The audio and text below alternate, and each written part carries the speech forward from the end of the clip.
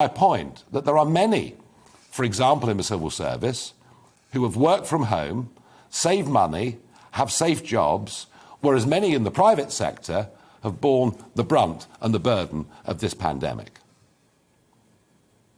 No, I don't agree with you in the sense of if you look at the public sector pay policy over the last 12 years, actually those public servants have not received pay increases for 10 of those years.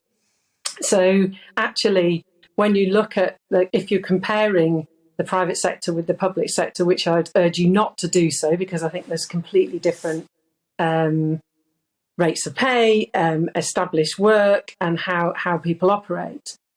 The public sector pay pause has only been for 1 year within this last year, which Rishi Sunak set out why that was going to be.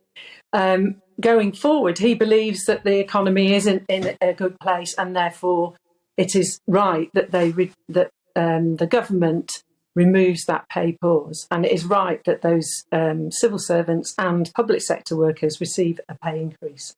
OK, but do you take my point that unlike the private sector, these people in the public sector, their jobs are safe, and more importantly, their pensions are safe as well? And at a time with a massive deficit, annual financial deficit, this is a very big bill for the country to pay.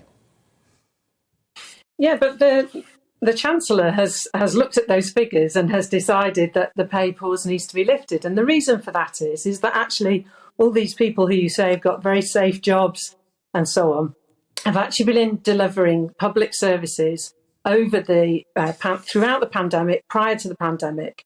So we've got teachers, we've got nurses, we've got teaching assistants, we've got healthcare assistants, we've got people in the civil service who have delivered the furlough scheme, which have enabled private companies and individuals to retain some income during that period. We have ensured that universal credit hasn't fallen over during that period, and huge amounts of people were put through universal credit in the pandemic. So those services are being delivered and have been delivered effectively. Fine. No, you've made the case, Lucille, very clearly.